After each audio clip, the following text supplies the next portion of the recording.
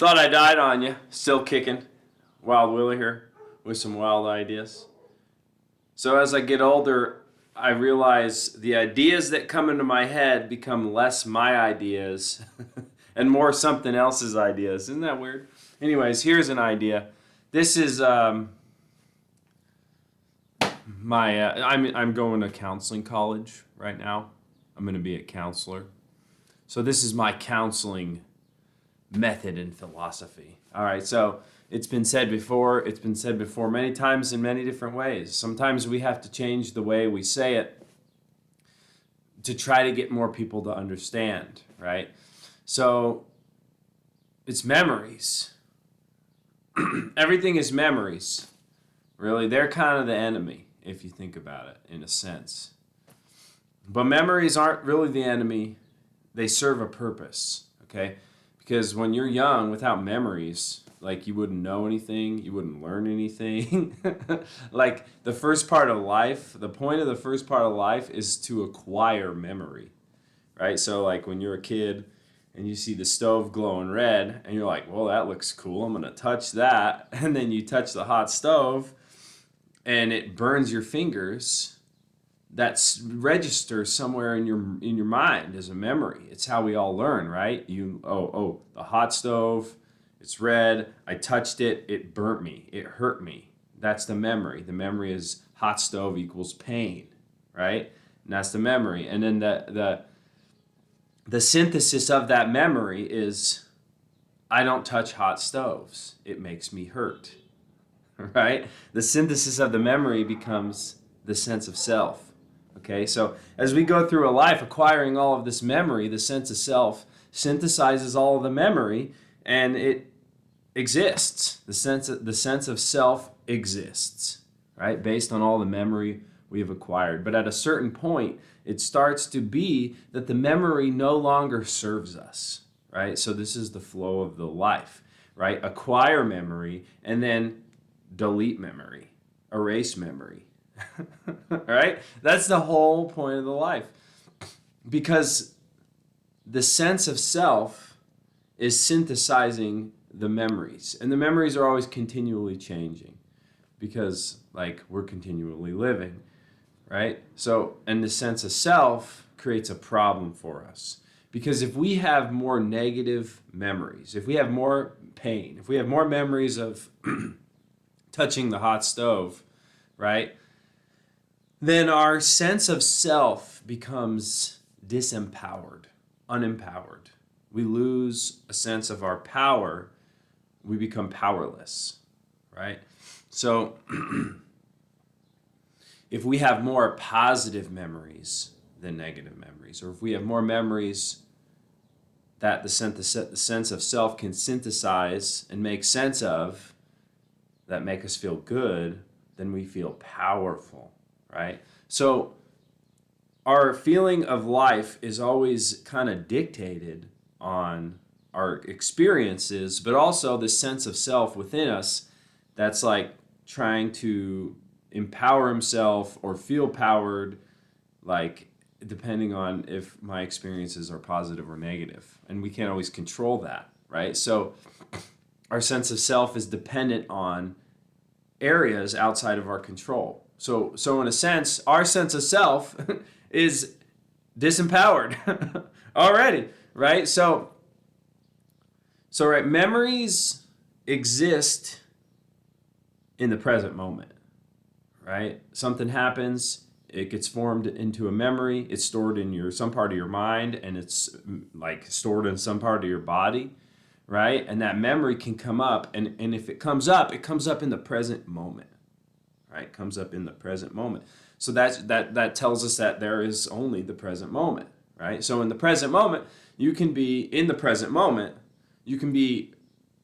re-experiencing a memory, or you can be giving commentary on a memory. So if you have experienced a memory and it continues to be experienced or re-experienced, oftentimes there will be commentary on the memory. Commentary on the memory is like, okay, so I see this hot girl or you see this hot guy and you like and you think, oh, I should go talk to them, right? But you're driving away in your car from wherever this person was, and then you say, oh, yeah, I would have said this. Oh, yeah, I would have said that. Oh, yeah, I would have said this, right? So the memory is being relived. You saw an attractive person, you didn't talk to them, and then the commentary of the memory is, I should have talked to him. This is what I would have said. They would have thought I was so cool. They would have become my girlfriend. They would have become my boyfriend, right? And then it's just commentary. And most people live in commentary, right? And we live in commentary because we haven't yet discovered that there is a present moment. We're just commentating on all the memories that we have acquired, right? But at some point when we gain the self-awareness great enough to understand that, oh, memories aren't real. Oh, I'm just commentating on my memories. I'm not living, and then we start to see that, oh, okay, I don't have to do that, right? But the commentary, it helps to understand what the purpose of the commentary of the memory is, right? This sense of self is trying to make sense of memories, and he's trying to empower himself.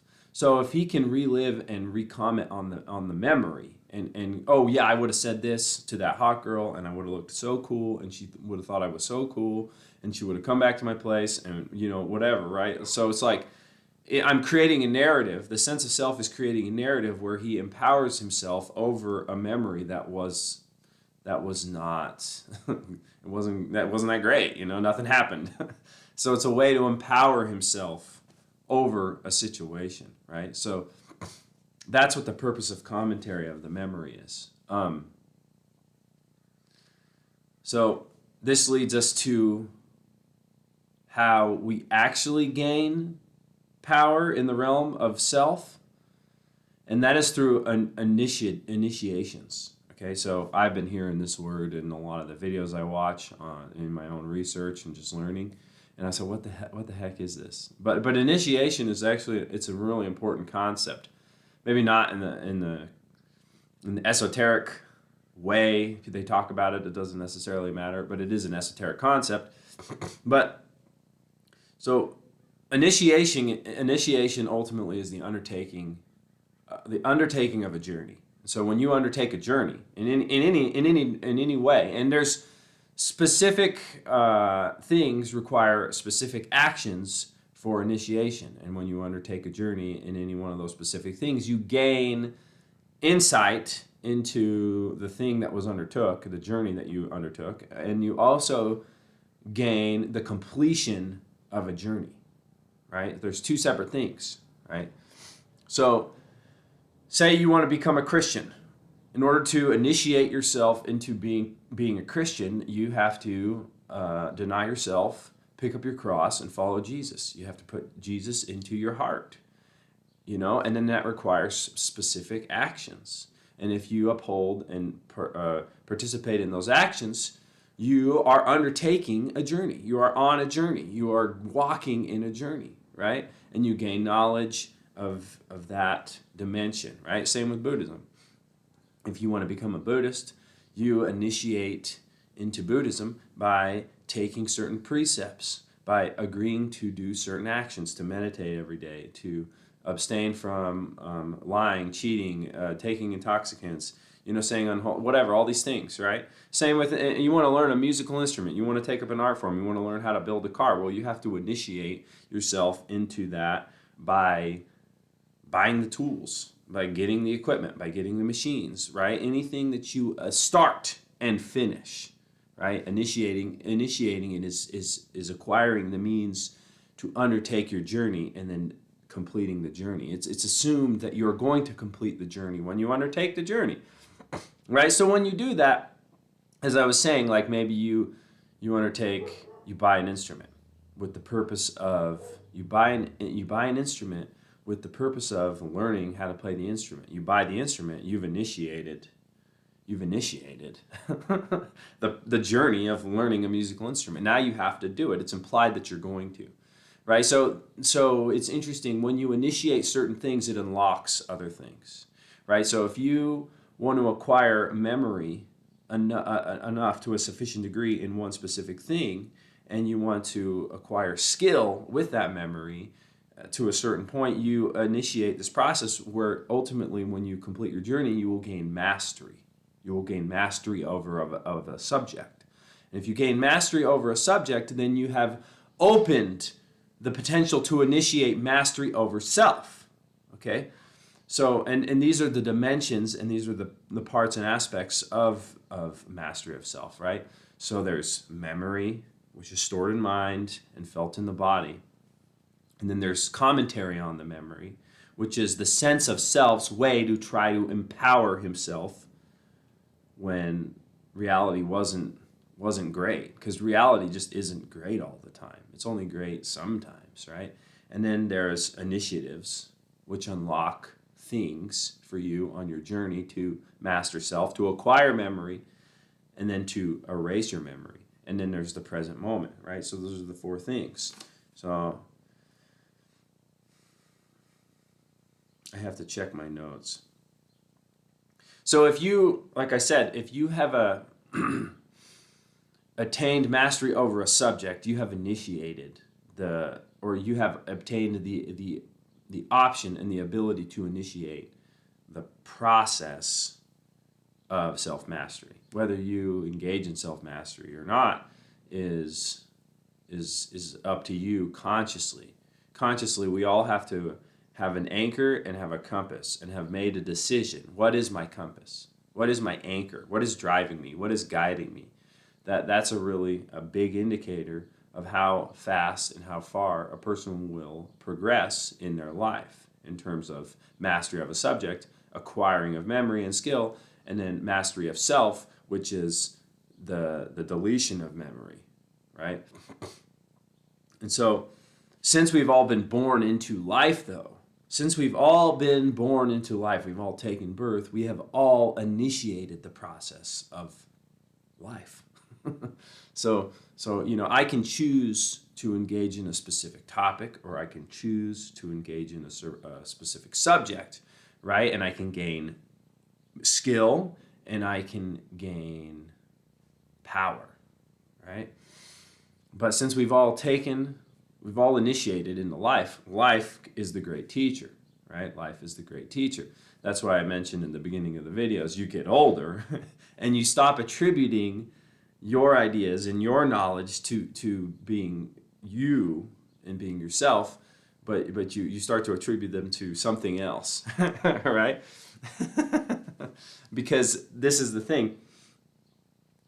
When you attain a degree of mastery, the sense of self dies. A part of the sense of self dies. Because you start to realize that my sense of well-being and my sense of power is dependent on if I feel powerful or not, or if I feel powerless, right? Dependent on my life experiences. And not all life experiences are great. Many of them are very difficult and challenging, right? And so this unlocks the potential for the present moment, right? If you live in the present moment, you're kind of free from memory, and you're free from commentary on the memory, because the present moment has no memory. It's now, and then now, and then now. And if I hold on to then, I'm not in the present moment anymore. I'm holding on to a memory, right? So even when a memory comes up, because they're stored in your body, and I need to delete these memories. I need to erase these memories for my own mastery, because as long as there are memories that are existing, stored in my mind and my body, I'm not talking about procedural memories about how to be and how to live and how to eat and how to function. I mean, that's just autonomic stuff. I'm talking about memories of events that weakened my sense of power, because we all come here with an infinite sense of power, and then things over time, the memories that we acquire, whittle away at that sense of power, right? And so the sense of self tries to re-empower himself successfully through completion of initiatives, and then unsuccessfully by commentary or imagination, right? So, but the present moment holds the potential for an escape from memory, right? And even if it's stored and if it comes up, right? Because if you're on the life path, you've initiated into life by being born, and if you have chosen to consciously walk on the path of life, I mean, through either deciding what your compass is, what your anchor is, or through the awareness of, oh yes, there is a path, and it is called the path of life, and I'm walking on that path. Then, when they come up, they're supposed to come up. You're supposed to do things that bring the memories up, because the whole point of life is to acquire and then erase memory. So, therefore, when they come up and you have a present moment mind, you can see, oh, this is a memory. Oh, this is commentary of a memory. Oh, this is an imagination of a memory. Oh, I'm trying to feel powerful because I don't feel powerful, because you start to see, well, the present moment doesn't really care. Doesn't really care if you feel powerful or not. It doesn't really care. Like, nobody's going to save you in the present moment. There's no God that's going to save you in the present moment. It's just the present moment. The present moment is kind of sucks a lot of times. They suck. Our sense of self doesn't like that. It doesn't want to feel unempowered. It doesn't want to. It doesn't want its experience to suck, right? So that's the thing. But the more you erase the memories that are within you, which is the initiation of self-mastery, the more you can reside in the present moment, and your present moment awareness, present moment mind becomes greater in strength to see these things, right? We can practice doing that, and that helps, but it's important to erase the memories. Sometimes practicing doing that will bring the memories up.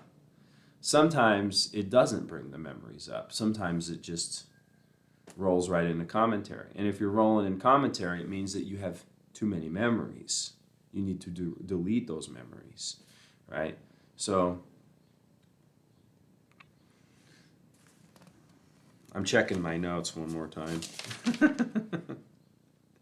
So, if you're aligned with the universal force of life in terms of, yes, I want to grow spiritually. Yes, I want to progress. Yes, I want to attain mastery of a subject or mastery over self, then you will do what is required of you to do. Like, you will be doing what is required of you to be doing, right? If you're, like, engaged in some compulsive type of behavior, like, that's what you're supposed to be doing. Like, and if you're not engaging in some specific compulsive type of behavior, then that is what you are supposed to be doing, right?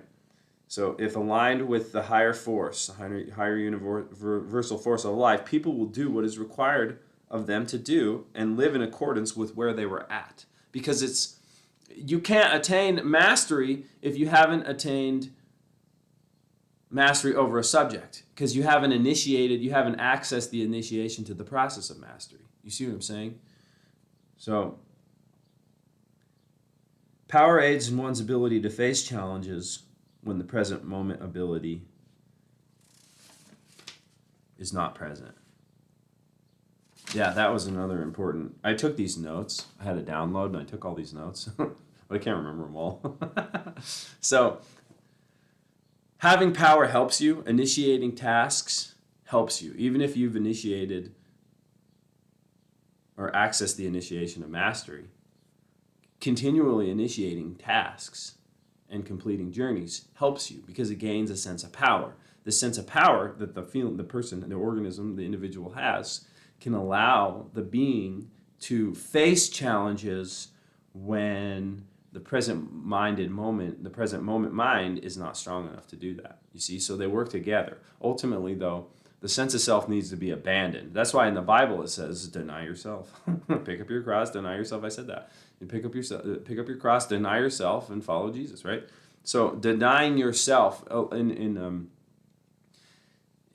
the sense of, in the sense of self mind, denying yourself means not giving yourself what you want, not pleasing yourself, right? That's what that means. But that's not what that actually means. It means that you need to learn how to master your sense of self, because ultimately, although feeling powerful, feeling that you're capable, feeling that you can do what you want to do, what you're supposed to do, it helps you in facing the challenges that you have to face when your present moment mind is not strong enough to do that. But it's always going to be dependent on negative experiences, positive experiences. And that's why it's limited, right? So you need to step out of that and initiate the path of mastery by initiating a subject, or by mastering subject, acquiring memory, acquiring excessive memory to where you develop skill with one specific subject, and then open the ability to initiate self mastery through the path of life, the universal path of life. And the way that you do that is by not resisting. You try to not resist as much as possible. And that's it. And sometimes we have to resist immensely before we see that we're resisting. But the more we resist, the more we struggle. And that's the law. Okay, so anyways, it's been about a year. Haven't made a video in a few months. I'm going to college. It's hard work. Takes a lot of my mental energy away from making movies. But anyways, 1 year. We made it 1 year. I hope you're still out there watching. I hope you enjoy my video. I hope it makes sense. Just kind of rough, going off notes. Anyways, Wild Willie, back again. See you later.